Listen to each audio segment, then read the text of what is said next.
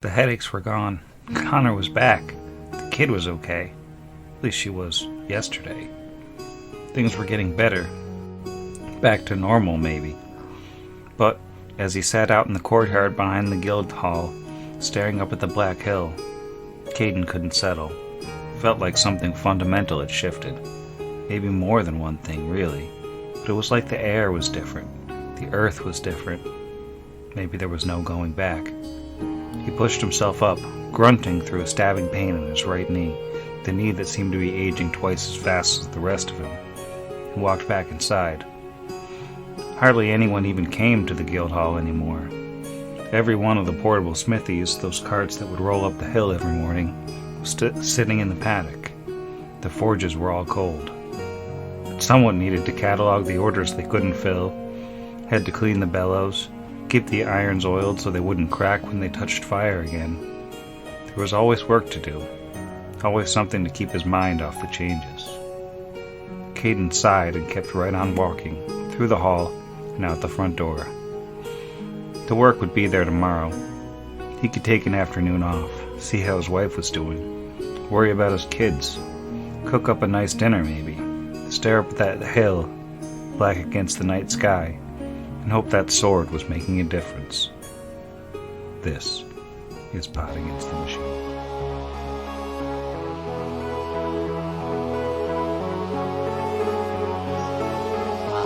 Pot Against the Machine.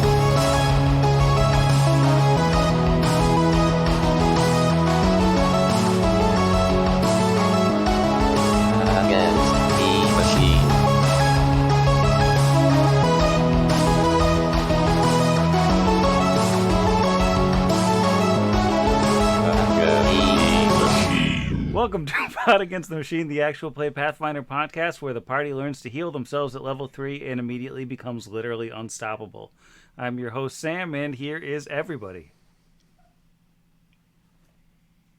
The waving doesn't... We're all waving. We're waving. Howdy. Jeff didn't wave. Nope. Nonconformists unite. They can't. Only some of them can. Well, when we last left the very capable four, they had a fun excursion to a warehouse wherein they got the head of the town council and they politely got themselves let into Garment Ulrith's warehouse, searched the place, and got in a bit of a scuffle, wound up beating up an entire gang and chasing Mr. Ulrith himself out onto the streets. After which they discovered there was a humming device in a box in his office, which upon some poking and prodding appeared to be the source of the headaches that were plaguing the town. It also appeared to be a technological artifact capable of transmitting power from a power source within 1,000 feet and a power target that could be up to 150 miles away. And that's where we find ourselves now, standing still in that warehouse, circled around this odd piece of technology. Before we get into the actual play tonight, I'd just like to ask a little bit, now that we're starting to see some of the pieces come together, come out of the mystery that is what's going on in Torch. Do we have any theories on what's going on? I got It's one. a spaceship. That was going to be mine. There's a spaceship buried under the town. Has anybody here read the Tommy Knockers? That's my theory. This is all because Joanne is pissed.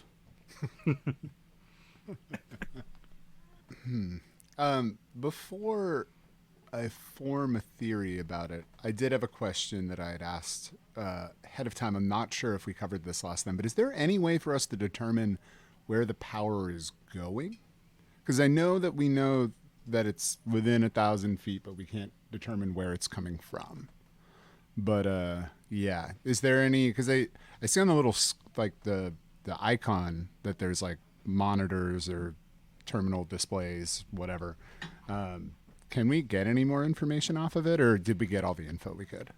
You might be able to sort of work out where the power is going, or at least a direction and approximate distance, but it would probably take some time. just sort of hunkered down with the machine. Okay. Yeah, I didn't want to like cut off our speculation or anything. I feel like that's a piece of the puzzle of like who is the power going to, that I want to figure out if this has anything to do with like, how about this? How many different parties do we think are at play here? Because we have like the purple-haired woman that's under the torch, and then like we have Garmin, who is harvesting power from the torch or from the ship, or which we assume has some relationship to the torch. Did the headaches start right after the torch went out? It was a couple days after. Couple right? days after. Yeah. Interesting. Okay. So that doesn't really seem to have any direct correlation between the power relay and the torch itself immediately going out then. Yeah, it's not like siphoning the torch's power or something. We didn't find anything in the warehouse that looks like it runs on technology other than this thing, right? Right. It seemed like the warehouse was actually pretty empty. There were a lot of crates that had basically nothing in them. There's Garmin's office, which had some silver discs in it, I think, and some ledgers, but nothing particularly interesting. He'd have to be rolling, like, that's not exactly the right terminology to be used for in-universe of it. He's not rolling, but like he'd have to be dealing with these headaches too, so there's got to be a reason he wanted to leave this thing on, even though it's basically killing him. So I'm interested in what he was powering. Like Zach said, if there's a way we can figure out what that power is going to, like what he thought was worth having this technology that's clearly making everybody sick, especially when he's somebody that like runs a business in town that requires people to not be bedridden with horrible headaches. All right. I'm of the opinion there are clues in the casino, or, just a good time. But probably clues, because I have played a lot of point and clicks. Have we heard of any groups other than Connor's that have made more than one trip? Is there anybody that we've heard of who's gone down and come back up other than Connor? Connor's group and your group are the only ones who've gone down and emerged. You did hear from Connor that there was a group that went in after his first trip, but before his second, that he didn't find any of their bodies. So he doesn't know how far in they may have gotten. I'm just trying to think who would have gotten this out for Garmin, because it had to have been somebody that went in, survived, and got back out. We don't necessarily know the generator came off of the ship, though. Yeah. True. We know that the power is coming off the ship, so it could have been trucked in from somewhere else. This could be a technic leak thing. I mean, this could but I mean, connected it through fantasy Wi-Fi, basically. but at the same time, the technic leak operates with impunity in Numeria, so I would imagine that if this was theirs, there would be no need for subterfuge, because they already have this town, like, they asked, so. Yeah, they'd just roll in and say, we're putting this down and using it. They wouldn't hide it in a warehouse. For what it's worth, my theory is that I do think Garmin and the purple-haired woman were working together.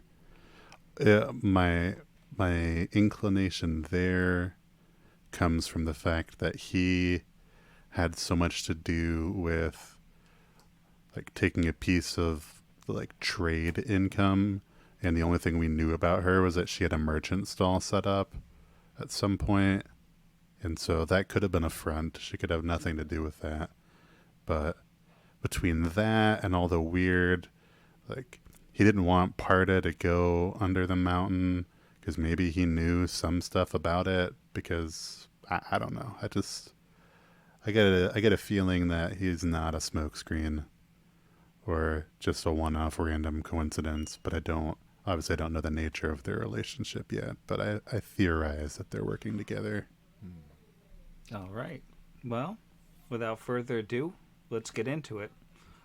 We find ourselves in the office at the warehouse where you found this power relay.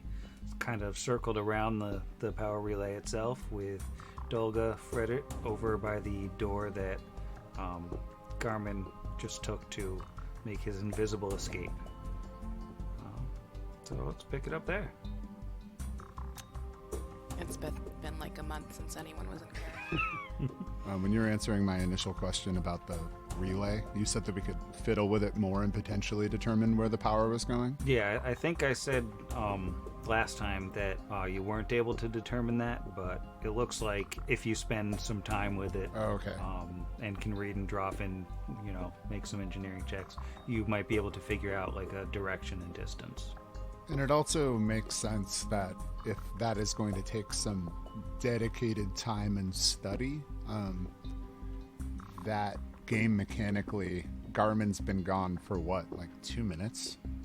Like we're still in the heat of this, so what we had sort of discussed prior to this session was trying to head him off at the places that we knew where he was at, right? For the most part. We talked about Scooby-Dooing around. Getting in the mystery machine, taking it around Torch. Thinking less like heading him off and more trying to figure out what he's been up to, like checking his office, checking if his house, if he has one. And we could also, like you said, we could run into him there or get there before him if he wants to try to like destroy evidence or something. We need to put a bolo out for him. So I think while you're all gathered around this relay, Dolga is going to sort of close the door and head over to see what everyone's looking at. And she'll say, well, you were certainly right about the cause of the headaches being in here. Well, it seems like they're gone now, but we still have this thing. Rigsby, do you, is this yours? It seems like it's not yours, but also it seems like you would know the most about it. I mean, it's definitely my bailiwick, but from what I understand, between Asher and I going over this, is that it takes power, energy, and transmits it great distances without connection. It's quite advanced, frankly, but I do know that it is the source of our headaches, and if we have some time, we could probably get more information out of it. Although, I'm not sure right now is the time for scholarship. It might be better to just destroy it and make sure that Garmin couldn't get his hands on it again. And while it may be able to power things, one thing we do know it does is make everyone in this town sick.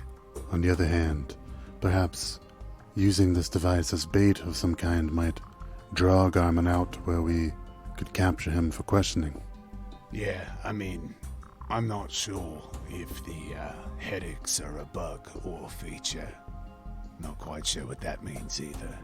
But it's not saying that the use of this could potentially outweigh even some headaches. There are people that could benefit from power.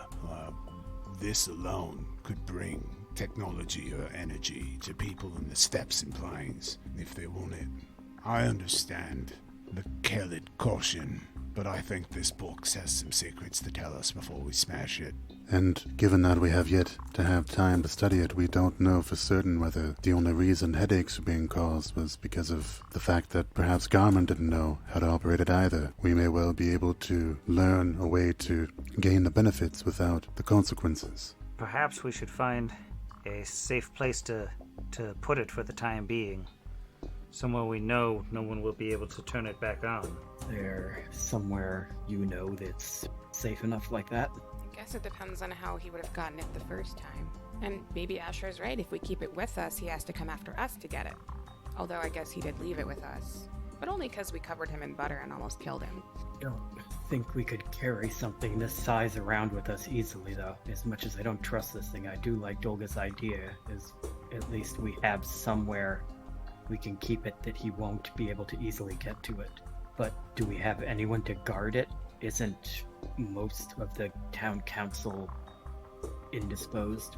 Maybe not anymore.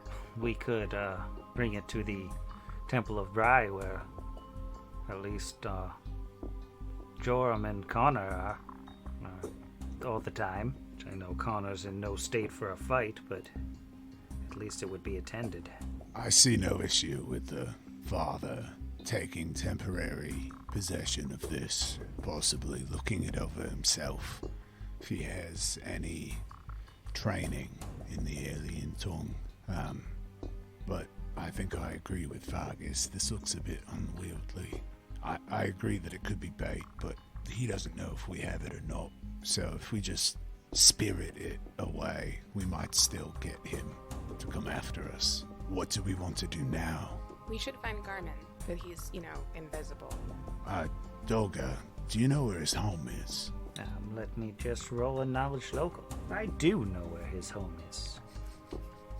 He lives over on the west side of town, not far from the Silver Disc Hall. That can take you there. Would have been surprising if you didn't know. I believe when we met you, you told us you've been living in this town for over 200 years. Well, that doesn't mean I've got the place memorized. People come and go, and also more like 100 years, thank you very much. I'm not an elf. Yes, let's not be rude. Apologize for my uncouth companion. We do appreciate your willingness to take us to Garmin's home. Would it be prudent for some of us to go towards his home and others to go to the casino if he is on the run? It may well be that he's heading towards one of those locations, or both, perhaps, and it didn't seem like we found anything here that would give us more information. Yes, we checked thoroughly for any hidden compartments, false drawers, or anything of that nature. Did we? I believe you did, yeah. You found the false bottom to the drawer with the silver disc inside it. I mean, my father always said, when you have a chance, split the party. So, I'm down. I've heard that too. I got inside of a cookie one time. So, who should go in which group? Two of us should go with Dolga to his house, and the other two should check out the casino. Who's doing which? I mean this in the most well-intentioned way, Vargas, but perhaps you should not yet return to the casino.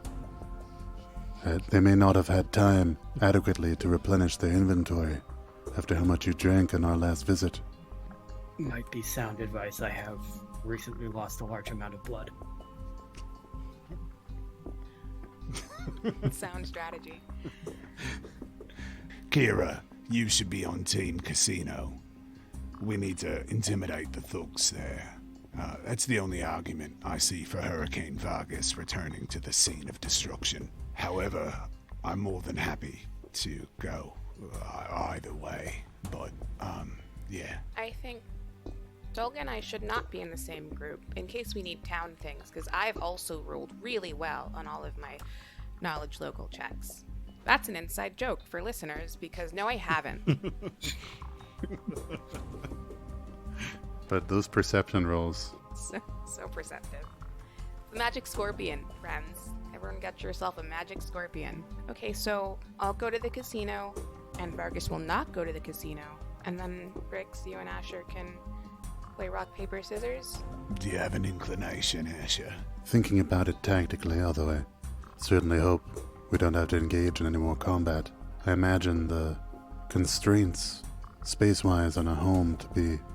it should be tighter quarters there than it would be at the casino, and I tend to be most effective when I have some opportunity to move around. Perhaps I'll accompany Kira to the casino then, and you and Vargas could accompany Dolga to Garmin's home. Alright, Metal Man. Let's go commit some legal B&E. He looks pretty excited at this prospect. Kind of smiles as he's happy to be going to break something. Dolga slings her hefty hammer up onto her shoulder and says, "Well, let's go do the thing rather than standing around talking about it." Okay, hands in, everyone. Star wipe. And then... Sorry. I didn't mean to cut you off. I had nothing to end it with, so great. That was thanks, Jeff. I appreciate it. Honestly, I was picturing in my head more like the old 60s Batman spinning wipe, but with Kingsley. Oh, how cute! That's pretty fantastic.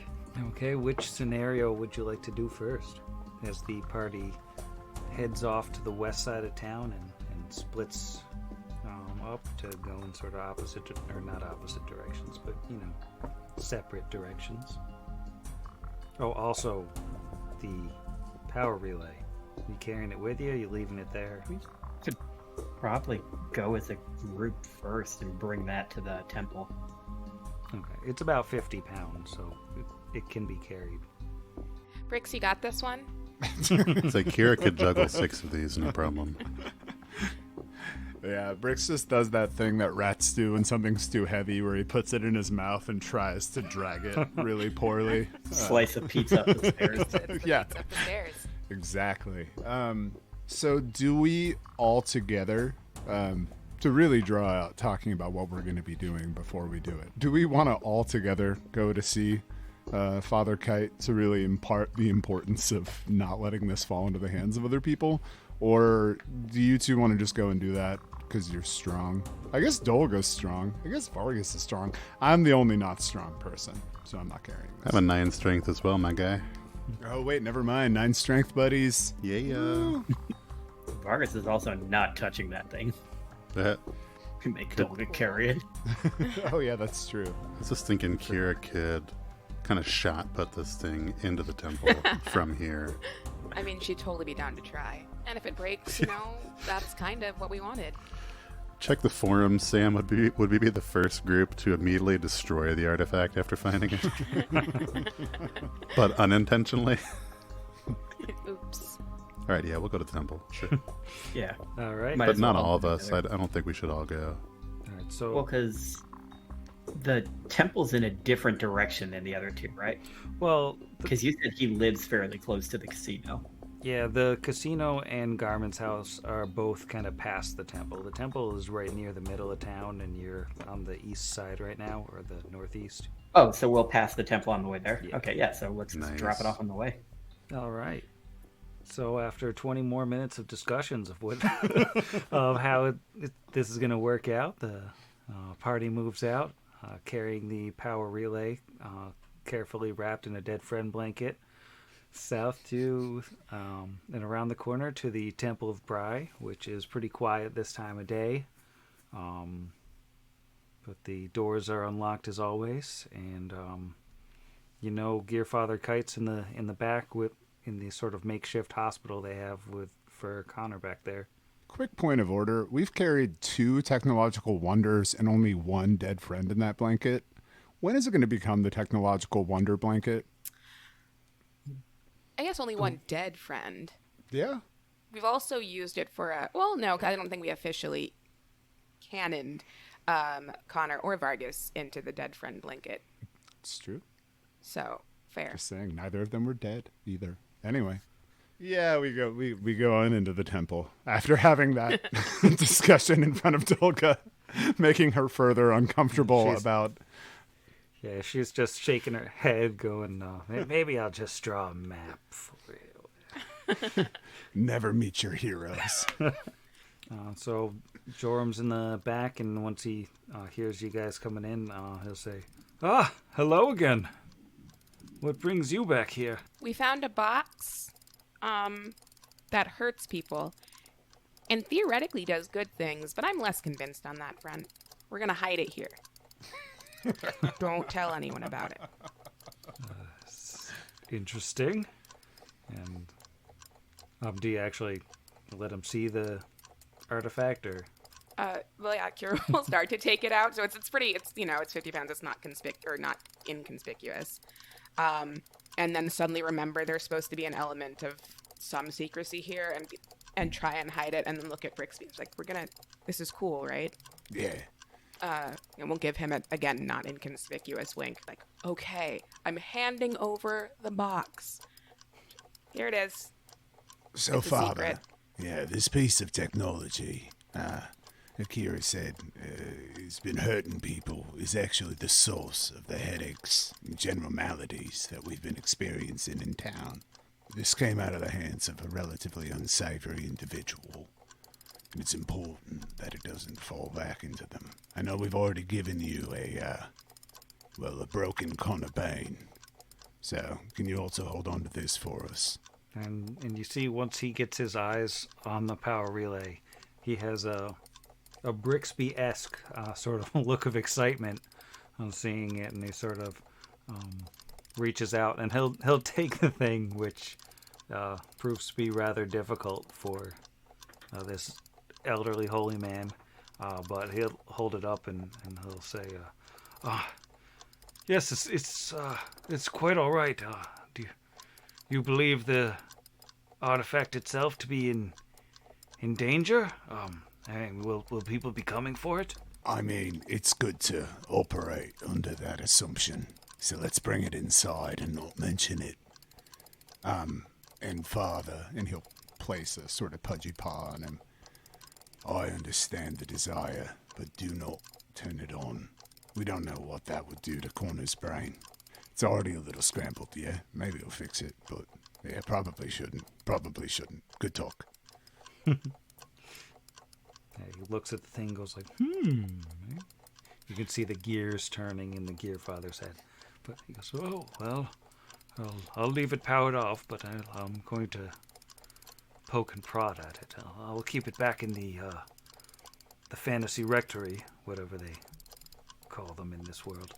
But I wouldn't want too many people to see something like this. That we've had a lot of curious parties coming around, but yes, I'll keep it safe. I'll keep it safe." 13 knowledge religion roll, I believe it is still called a rectory. Nice.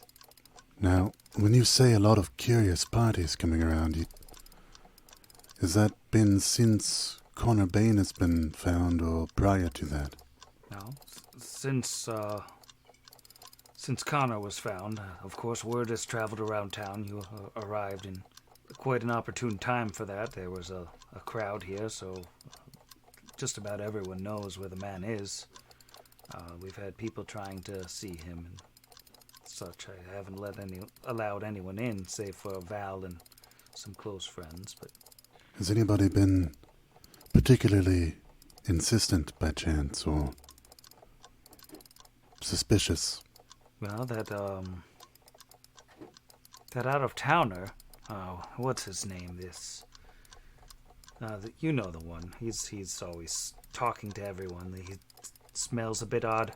He was here bright and early this morning, but he didn't give me any trouble. He left when I asked him to. Do you mean Sandville? Ah, yes, that's the one. Yes, he does have a bit of a distinctive odor. But beyond that, nothing of note beyond mere curiosity as far as you can tell. No, nothing. It seemed fine to my sense motive check. Yes, I expect that to be high, given wisdom as your key stat. Kira doesn't know what you're talking about. Was he here to do prey stuff? Because he doesn't seem like the kind of guy. I don't believe Mr. Tread is a religious man. He said he was here to see Master Bane. He seemed to think that he could help him, but he's not a healer of any sort that I know of, and everything with that man seems to come with a price, so I politely turned him away. Do you know where he went? I haven't the faintest. Curious. That's not a man that I would imagine could do much for somebody's mind, given the state of his own. But interesting. Well, Father, we won't take more of your time. But if anybody's particularly pressing, feel free to tell them what Corner has is contagious. Might make your job easier. Oh, that's a clever idea. I'll keep it in mind. And he'll sort of stagger his way to the back, carrying the power relay off towards his office. He's not going to, boombox it over his shoulder? Because it has a very, boombox vibe. It does, but I don't think he's hip enough with the youth to do the boombox thing. Kira. He's gonna take it over And to those kids on the beach. He's gonna take it over to the Temple of the Wanderer and hold it under the window and play Peter Gabriel.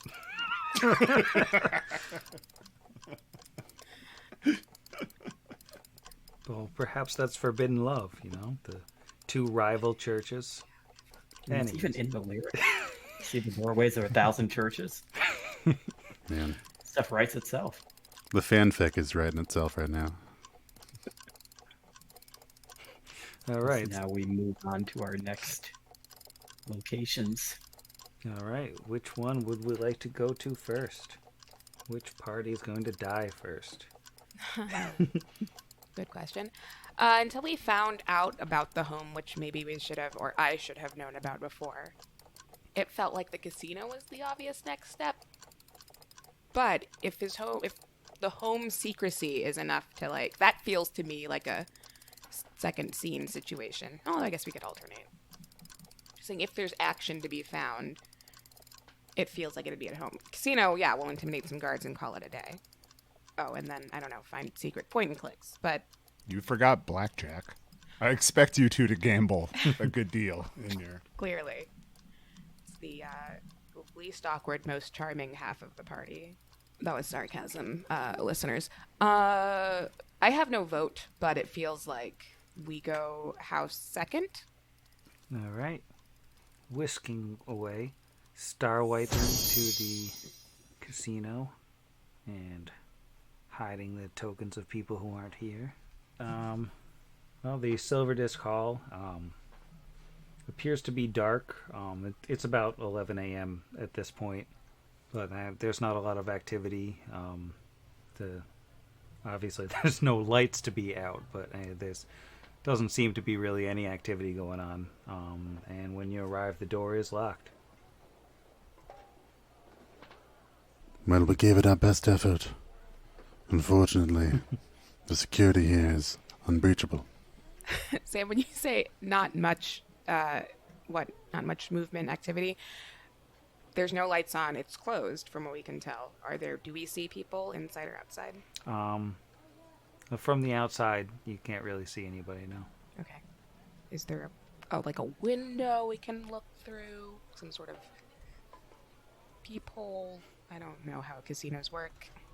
And the windows, for the most part, on the Silver Disc Hall are kind of like the frosted glass like you'd have in a bathroom. So they let light through, but they give you your privacy so you can, make a drunken fool of yourself in the in the casino, but nobody knows except the other people who are there. Oh, it's kindness. Right? And I assume we don't hear anything. Yeah, it seems quiet. Doesn't mean we couldn't have a perception check, just, I want to roll a dice tonight. First roll on my new Talon and Claw dice tray. Wonderfully made by the good people at Talon and Claw. 16 total. Let's see. 18 plus... Oh, it's an 8 now. That's fun. What is that? 26? Wow.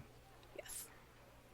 Hear stuff. Yeah, with the 26, you can tell there are people in there. It's not empty, but it doesn't appear to be, operating hours for the casino. Which, unlike Las Vegas, it's not really a 24-hour operation. I think it's more of an after the workday kind of thing.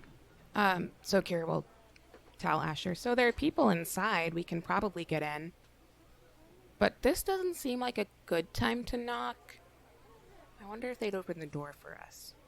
We could ask them to open the door, and then we can tell them to open the door. Yes. Let's just see how things go. After all, what better place to roll the dice than a casino? I don't know, maybe like a board game shop, or I hadn't thought of that. Perhaps a local dice artisan. that game is Sorry. Are there dice in that one? Asher will knock. You knock, and after a moment, there's a response. We're closed. Perfect. I was hoping not to disrupt any customers while we came here.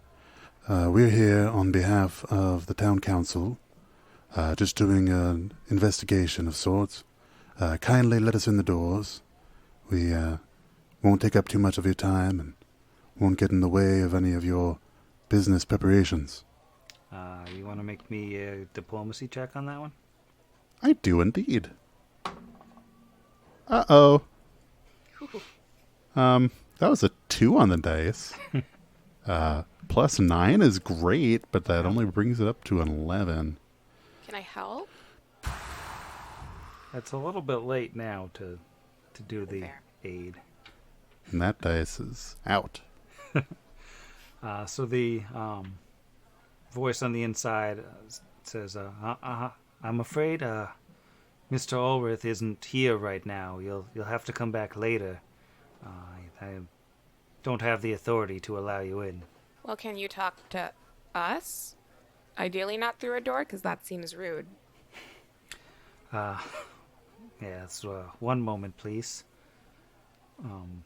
If you step back from the door, she'll undo the lock and step out and close the door behind her. And it is the gaunt elven woman from the other night who was running the fantasy blackjack table. And she says, what is it that brings you here?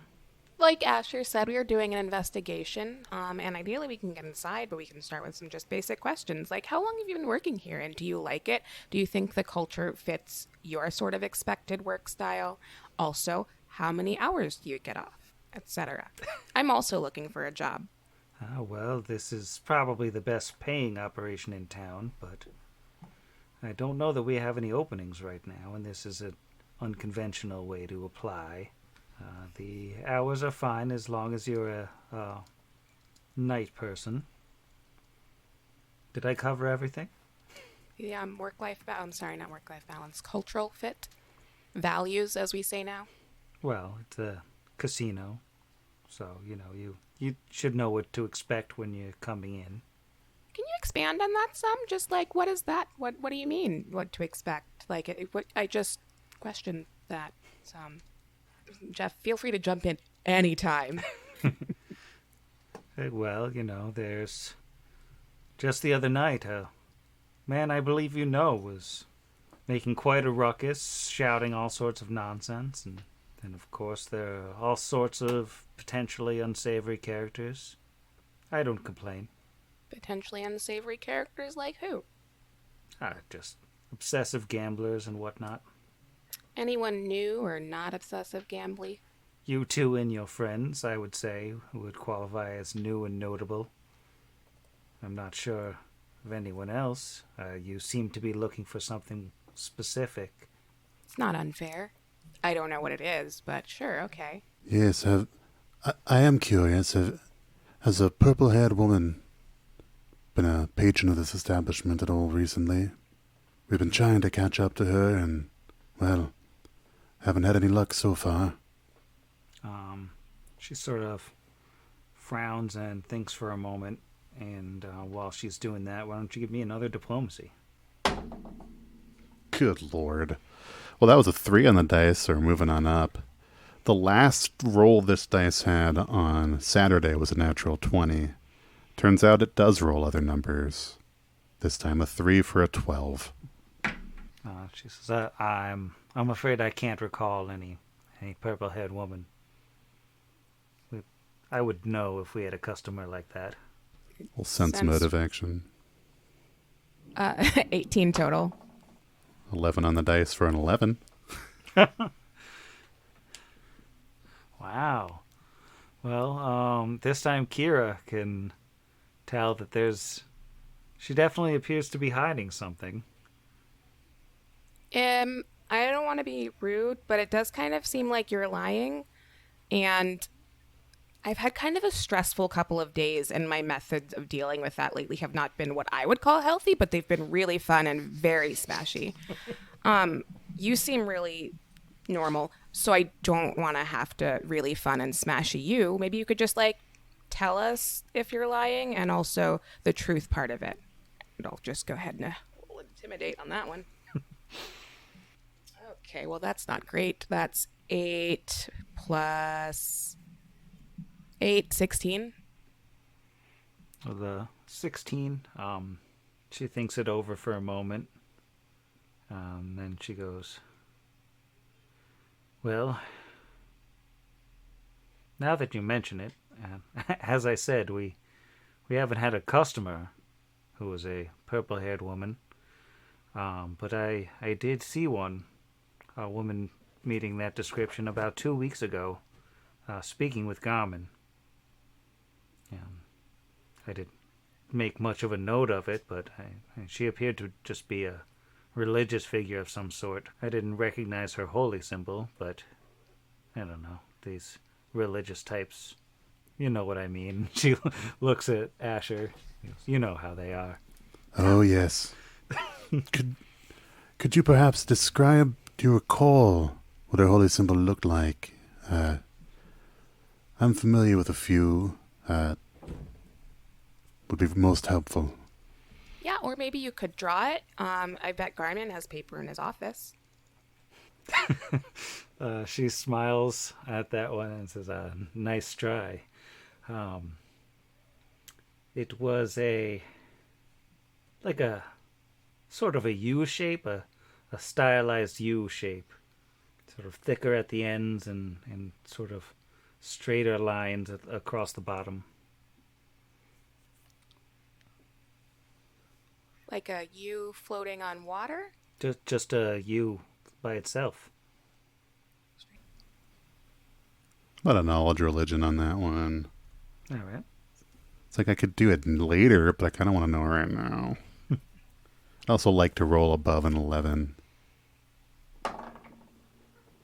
Didn't, though.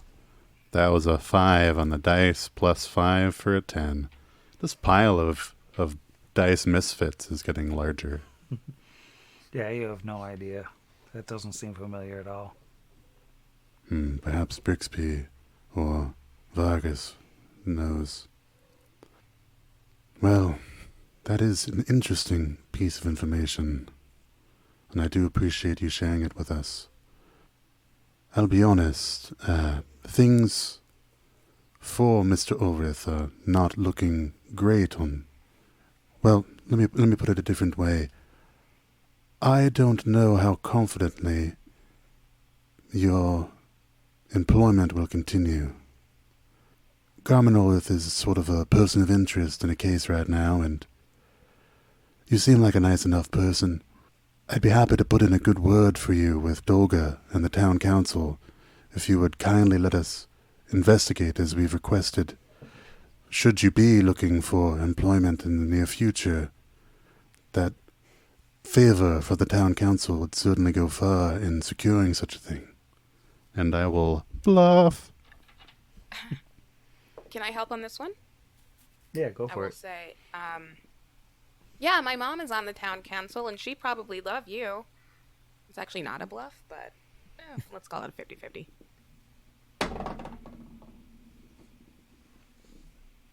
You are... Oh. Well, I quit. 5 on the dice for a 12. You can have +2.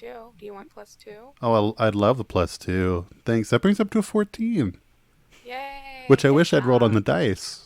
Or more, even. Well, she's gonna shake her head and say, as much as I appreciate the offer, I believe I'll take my chances with Mr. Ulrith. If things are as bad as you say, well, we'll just have to see. Now, if I've answered all of your questions, and I believe that I have, I'd like to get back to setting things up for the day. Okay. It's just you in there setting things up? Oh, You and your setup friends? there are several other employees in here, if that's what you mean. Okay. Cool. Last question. Where did you see Garmin and that lady talking? Was it here? Oh, yes, she was here in Garmin's office. Really like to see that office. Really like to see that office. Hey, did he have any windows in that office? Out of character? Trying to remember. Yeah, he had a couple with frosted glass, I believe. Let me see. Yeah, the windows in that office were filled with artful frosted glass that doesn't allow a clear view of the outside, only light. Did it say, like, the size of the windows? I'm just asking for a friend. Like maybe small- how breakable they are. Tail-having friend. I would say that the windows would probably be large enough for a small tail-having friend to make it through, especially if that tail-having friend was wearing a bow. Got me. Fair and square. Yeah, I've been told that scorpion-sized windows are the ideal way to provide lighting inside your office, so that makes the most sense. It's true. But yeah, I think that the windows are large enough for a small-sized creature to make it through without too much of a problem, were they to be open or broken, you know. Naturally. Well, ma'am, I don't think you gave us a name, but thank you for your help. I don't think you You asked my seem... name. I mean, you seemed like you were getting upset with the questions from before, so we kind of decided to cut it short. Well- I apologize for being rude. Perhaps if you'd asked more polite questions, we would have gotten off on a better foot. Are we not on a good foot? There are better feet. Well, I give up. Okay, bye. Goodbye and good luck with your investigation. And she will go back inside. I guess Yakira will step a little bit away from the door. Well, shouting distance. Are we gonna leave? I am not certain. I'm torn. Torn between what? Well, between more forcefully gaining entrance or simply accepting our defeat and walking away. I think we should leave for now. I desperately wish that we had been more successful in our attempts, but all we know for certain, and he'll step away from the building to have this part of the conversation. All we know for certain is that, well, he's unsavory, and for some period of time, he's kept a warehouse around a box that's given people headaches. That doesn't make him a good person, I agree. But I also don't know whether I have, enough. I suspect him of enough to break down his building, fight all of his employees, and gain access to an office that may or may not contain any useful information about a person who, while I do believe merits investigation, may not be guilty of enough of a crime to merit all of that work and all of that damage to his property. We don't know whether these employees are guilty of anything at all. Certainly not about to shoot them.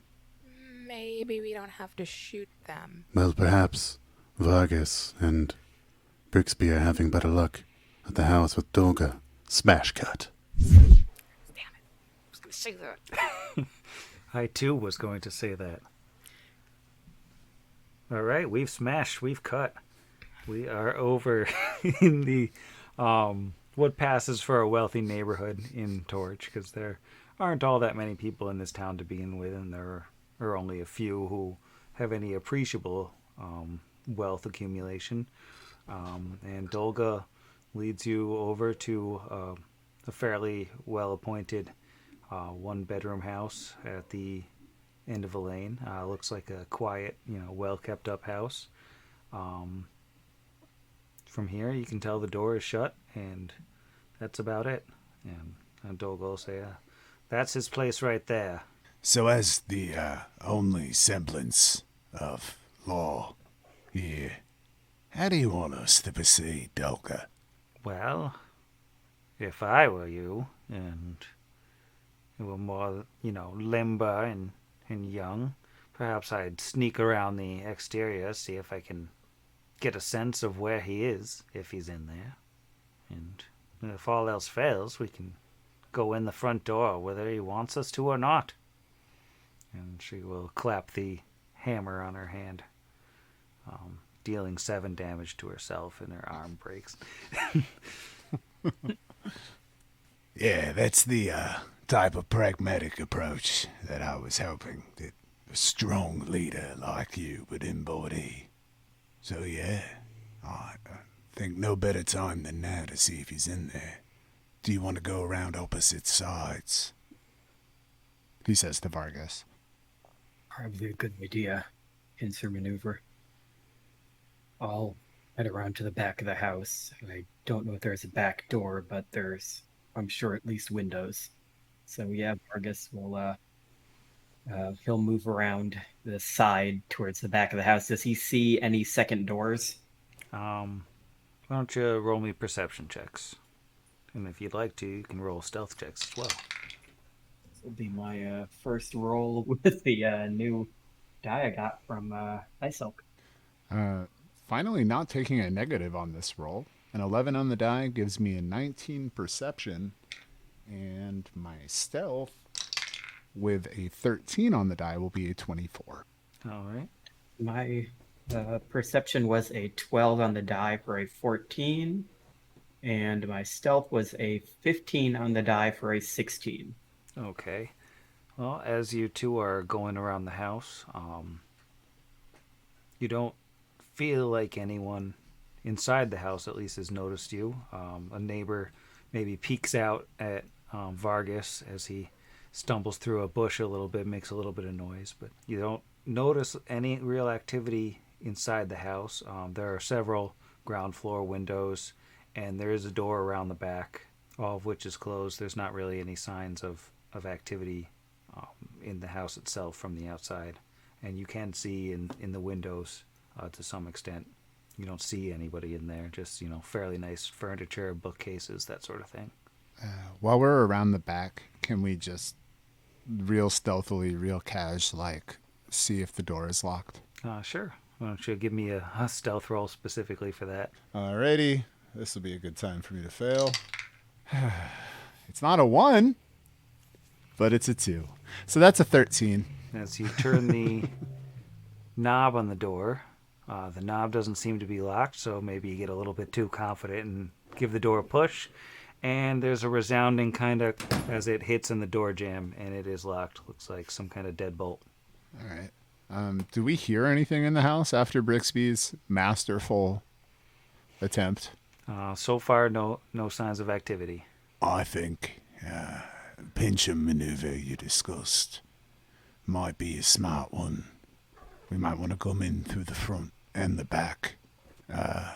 Maybe 2 in one in the other. We could have Dolga hold the back while we go in through the front. Sounds good. Did Dolga come with us around the back?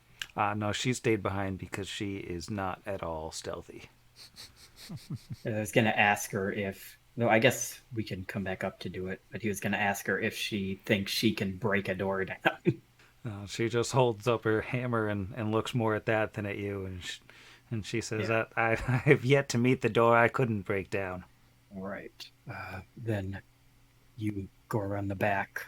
We'll give a signal. You'll hear us starting to hit the front door, and when we do, you hit the back at the same time. And he'll wait till he sees her go through, and he'll look down at Brixby and say, "Are you ready?"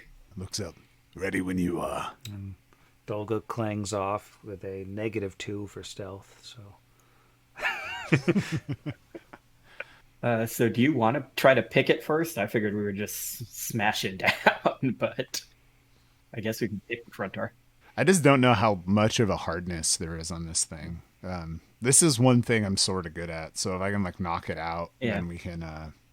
Yeah, I can just slam it open. That'll be loud enough for her to hear after you pick it. Yeah, I have a +11 on this. So Brix is going to... If the front door is also locked, Brix is going to take an attempt at disabling it. All right. Yeah. So I'm gonna toss this. Got a +11 on this with my extra +2 from the masterwork. Gonna need it because I rolled an 8, so that gives me a 19. With the 19, you feel like you almost got it, and you can feel like one of the tumblers click into place, but just at the last second it just pops free, and falls back to where it came from on Brixby, and he's got to start over.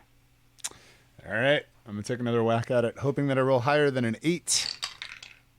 15 this time, which is good. That's a 26. Yeah, with a 26 on the second try, Brixby is able to pop the lock without much issue, and the door is ready to be opened. All right, I'll follow you. Brix is gonna draw the magic missile wand and position himself after Vargas. Vargas is, just in case, going to cast light on his arm, and Then he is going to just slam into the door and open it hard, like just burst in. Right, you go in, there's sort of the resounding bang of the door against the door jamb. And about a second later, you hear Dolga pound the deadbolt in with her adamantine warhammer somewhere in the back of the room, and you find yourselves in a sort of entrance foyer. There's a potted plant that looks like it hasn't been watered in several days. The house is neat, sort of sparsely decorated. There's a couple ever-burning torches up on the wall like sconces in here that keep it light, presumably at night. Obviously it's day right now, and there are, off to one side there's looks like a parlor, sort of a lounge room of sorts, and on the other some sort of kitchen looks like from here. And you can see Dolga straight ahead. Basically the hallway bisects the house, runs right down the middle, so she's directly across from you. And that's what you see, and no sign of any activity besides the three of you. So he will kind of raise his arm in the air just so, like, I'm assuming it's a little bit dark just because we're inside a house with no lights lit even in the day. And he'll turn to Brixby and say, we don't know what else he may have gotten from under the mountain. Should possibly check for traps as we're going through his home. I'll keep my eyes peeled for anything high-tech or mechanical for sure. It's fan service right there. And what way do we want to go first? You think the foyer or the kitchen? I was honestly thinking, because I didn't know how long they were going to be at the casino, that depending on the rooms that we deign viable to search, that we might want to take some 20s on some things. Like, so the rooms that are available currently, that there's a parlor, kitchen, and then is there an upstairs, or is the bedroom in the back? Looks like there's an upstairs. The stairs are towards the back off where Dolga is. So do we want to take 20 here in the hall and then check the other 2 downstairs rooms? Yeah, I figured we could all just go to separate rooms and take our 20s. Just we're not stepping through a doorway and he's got like a freaking claymore or something. We don't know what he's... Yeah, I mean, Brix will definitely be at least, he doesn't have to be the only one who checks upstairs, but given that no immediate traps came off when we went in through the door, I would think that if he's going to trap anything, it might be in his bedroom, possibly. So I'm happy to check anything that anybody finds that might be suspicious before we open it up. Brix will turn to Dolga and say, Dolga, do you want to search the parlor, perhaps, and Vargas and I can see if there's more than 2 rooms upstairs. Otherwise, one of us will come down and help you. That sounds good to me. Be on your guard. Who knows who could sneak up on us in here? She nods and she'll head forward into the parlor. Now, to be clear, when you say take 20, do you mean that you're like tossing the place, basically? Yep, that's what I want to do. I don't know, it doesn't make for great radio, so I don't know if that's what everyone else wants to do, but man, I mean, we didn't really set a time on this. We said that today we're going to be the junior detectives, so I was assuming that since we were able to get in here, we might as well, if it looks like there's anything interesting. Everything. Check under the bed, check every drawer, check every pocket.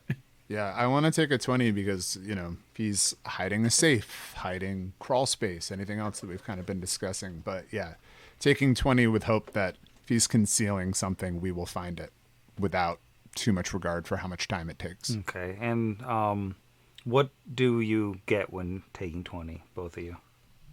Is it a high-tech or mechanical trap? I'm kidding. I get a 28. For perception, to be clear. I get a 2. Did you say a 2 or a 22? Oh, 22. Okay. I have a negative 18 in perception. Makes sense. It's all those shots he was doing the other night. Still. So I guess we're using Brixby's then, because almost a 30 is a little bit better. Yeah, I will say that it does take some time, but Garmin doesn't seem to have a whole lot of stuff in his house. And the whole place doesn't really have a very lived-in vibe. It seems like he doesn't spend a lot of his time here. But Dolga is absolutely down for tossing the place as well. So she's knocking over shelves to look behind them and cutting open cushions with a dagger. She's having a ball. She's just having a great time. And you don't really find anything of interest downstairs. Some silverware, some plates that probably get bent up from Dolga's smashing. Upstairs, there's a couple bedrooms. One of them looks like completely unused, and there's basically nothing in there. And then there's what appears to be, the master bedroom, Garmin's, and again, it doesn't look very lived in. The bed's made, everything is neat before you get there. But you do find a false back in the closet with that 28, taking 20. And you can sort of pop the panel off, pull it out, and there is a safe inside. Yes! All right. Answers. Hopefully. Bricks is going to check to see if this safe has any old trappy-doos on it, which will be a separate perception roll, I know. Not great, Sam. A 7 plus an 8 gives me a 15. That appears to be safe. Alrighty. Well, wiggling his little stumpy paws, he will take out the masterwork lockpick tools from his belt pouch and get at it. So, not bad. 10 on the die gives me a 21. With a 21, he's got to have his ear right up to the side of the thing to hear the, what's it called, the wheels moving into place. And Brixby's just sort of working it, and then he feels something pop, and he'll go back the other way very painfully, slowly, and eventually finds the next number, and then one more click, and it feels like the latch has given. It feels like he's got the the safe open. Well, time to open this definitely not fireball trapped safe right here. So Bricks is just gonna, with a big smile on his face, proud of his hard work, open up the safe. And as the door clicks open, a blade springs out, and I'm sad to say I rolled a natural 20 on the attack roll. Oh, wow. So I'm just going to roll to Sounds confirm bad. for the spike trap. Oh no. My flat-footed AC is 11, Sam. Okay, well, I just confirmed with a natural 20. So, let's just see how much damage Brixby takes. 18d10. You hate to see it. 20 damage as a spiked on a spring pops out right as the door opens. Looks like it was sort of rigged up behind it on the tension and jams right into Brixby.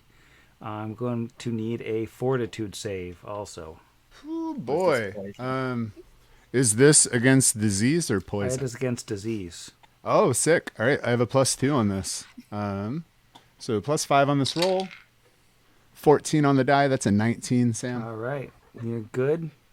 The rather rusty-looking spike that impaled into Brixby and put a world of hurt on him doesn't appear to have left anything untoward behind, but you find yourself sitting there with an open safe and a rather grievous injury.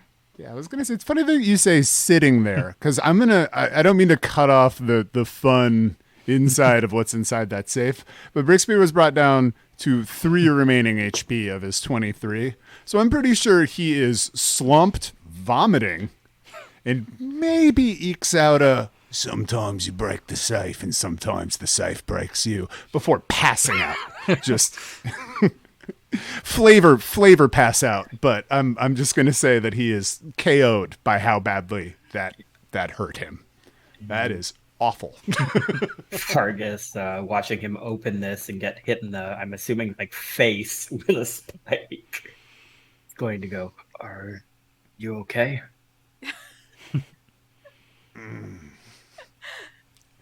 Please tell me the safe is filled with new faces. At least as handsome as this one. He says with like a hole probably directly in the center of it. That's a lot of hit points. Yeah, but Thank goodness we leveled up, or that would have been Yeah, I was gonna say that would have rough. killed level 2 brick speed. Yeah, that was 4 off max damage for the crit, so Oh man. The fact that it didn't take me down was pretty amazing. But yeah, no, I think passed out in a pool of his own blood, he'll leave Vargas with the spoils of his labors. What do we see in the safe? inside the safe is a nice little wooden coffer and a sealed, or not a sealed, envelope with a broken seal. Can I tell what I'm going to take the envelope out. Can I tell what the seal looked like it was? Did it have like a, was it just like a glob of wax, or was it somebody's like actual insignia? It's a glob of wax, but it's got a weird kind of U shape imprinted on it. That's sort of thicker at the tips and down at the bottom. It's sort of more like slanted lines. It's a difficult shape to describe, is what it is. Can you roll on that shape? Yeah, go for it. Can I also, as my spirit is floating up to rat heaven, beside The ghost of Brixby can also roll knowledge religion on that. He's got that thing like from anime where like the ghost is coming out of the mouth and it stops halfway to look into the safe. All right, that's not so bad.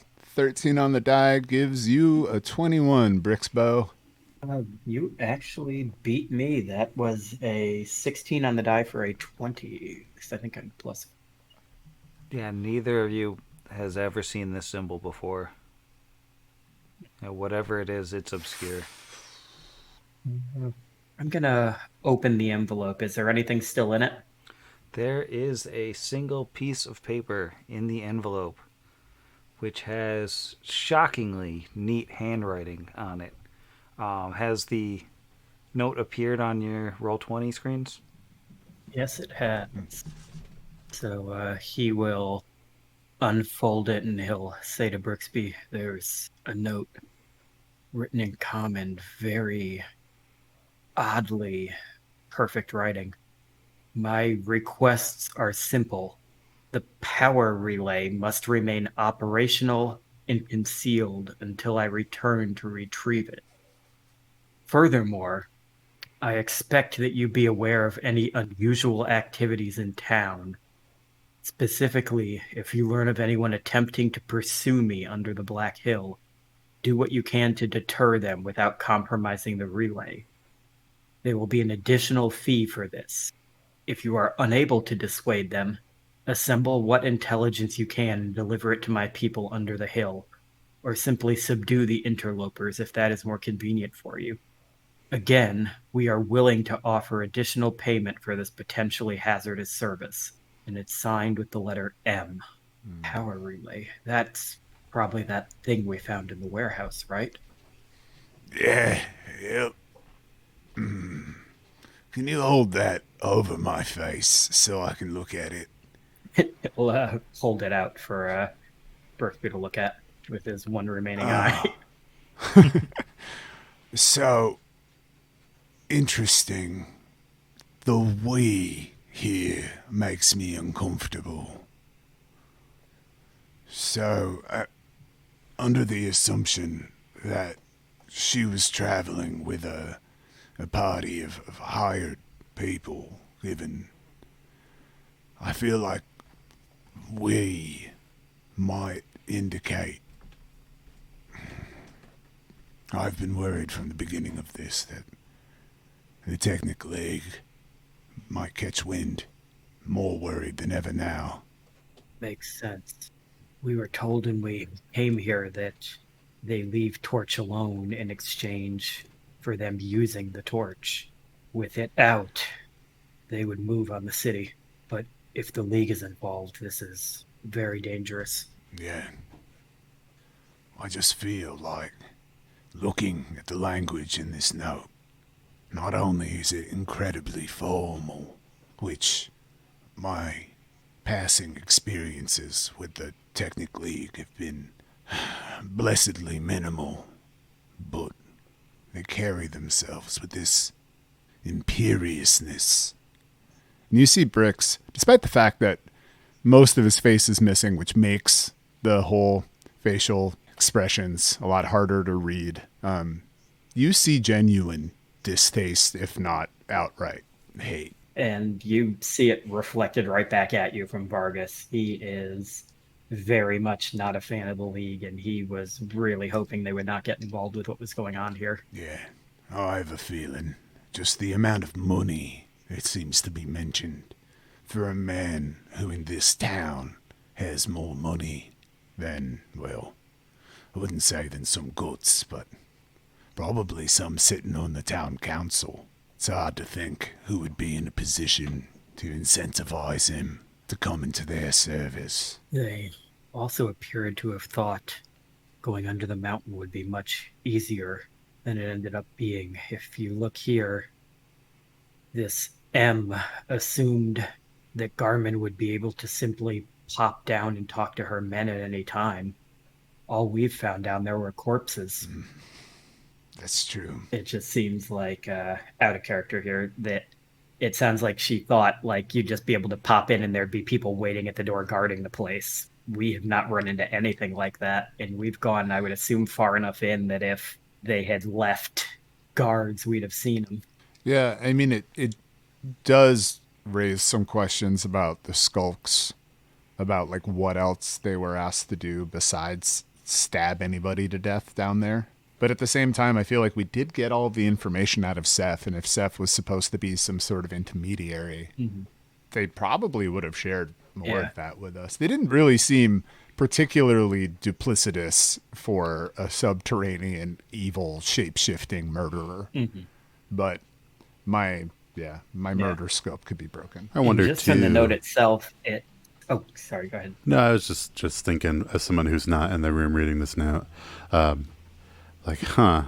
Connor had a fight and killed off a lot of the skulks, including their original leader. Could he have been in on it, but not Seth? I don't know about the timeline exactly when, if this is who we think it is. Like, did any of this happen before Connor went down and killed a bunch of skulks? I don't know. Yeah, do we know which trip Connor killed all the skulks on? Was it his first trip or his second trip? Do we know? It was his first trip. So that probably would have been before her, because I'm assuming that M is Purple Hair Lady, which she went down between his first and second trip. Yeah, because it just sounds like in the note like she was expecting to like basically set up a base camp down there almost, like, and that clearly didn't happen because we would have run into him by now. Yeah, my theory, they went under to activate a generator, without a doubt, that then is working through this power relay. That means that whoever this person is who is doing this also has somebody that they are transmitting power to up to 150 miles away. Which, that's disturbingly close by. Definitely. But that also, I think, there are also the rope fists, but from what we've seen, they don't appear to be particularly like technologically advanced. So it's, I really think that all of these things, the resources, again, to repeat myself, kind of imperious sort of declaration that is this letter. And then the fact that there could be somebody in another place with enough resources to also harness this power makes me strongly believe that we are meddling with Technic League affairs. I'm saying this as Zach, not as Brixby. And the letter, like the in-universe letter, Sam, is it typed? The handwriting. But I don't know that your characters would have a frame of reference for that, but the characters on it, they're perfectly uniform, like a typed font. Yeah, like I don't think Vargas would have ever seen like printed paper, like not even printing press type stuff. Maybe, well, he probably would have seen like printing press in Osirian, but not something like this. This looks like if your sheet is what it's supposed to look like, that's like word processor level stuff. Doesn't mean it couldn't have been magically scribed, though, potentially. Yeah. I mean, we're thinking True. Gutenberg pressed stuff in the real world, but I know there are spells that you can have basically dictate, and it will write it for you. But I feel like something like that you would do like would be like script, like you would do like what people would think of as like, you know, like a really nice, fancy script handwriting. Again, if this is the technically though, those two things are it's one and the same. Absolutely, it's technomancy all the way through. So, so I think Brix, spurred by his eternal avarice, will then. And what's in the coffer? Vargas will reach in and take the coffer out, and is it locked or is it just flip open? It's just flip open like a kind of like a wooden humidor sort of thing. And inside is 2,400 gold pieces in various denominations, but all neatly stacked. It's gold. Quite a lot of it. So, dog, this is nothing against Torch, but I'm quite sure that hospital bills here are very expensive, so I'm just going to go ahead and say that this should primarily be put into a GoFundMe of sorts for my health, because I am very wounded. We're keeping this. Brixby Rat Tail charity for Wayward Yosoki. For rogues who can't do their job good. Yeah, that's definitely my charity. And while Brixby convalesces on the floor in Garmin Ulrith's bedroom, I'm going to bed. Good night, Sam. Sam. I'm less angry at you. Like, I'm more angry at my own dice rolls than I am at Hard against the machine.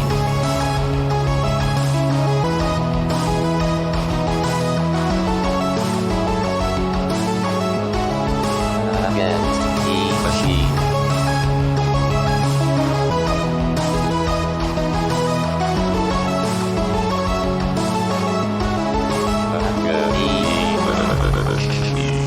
Pot Against the Machine is property of its creators, all rights reserved. Pathfinder and the Iron Gods Adventure Path are properties of Paizo Publishing. Please visit them at paizo.com for more information. Theme Against the Machine, written and performed by our own Zach. Please consult the show notes for additional music and sound effect licensing information.